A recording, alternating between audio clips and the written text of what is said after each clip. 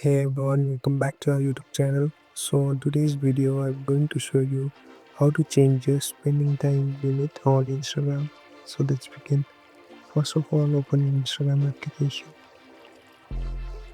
Now on the bottom, click on this profile icon. Tap on this button on the right. Now select your activity here. Now slowly scroll down.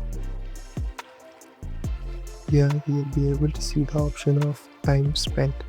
Click on it. So there's the option of daily limit which is turned off. Click on it. So you can set up the time and set up the daily limit of Instagram. You can select any of this time.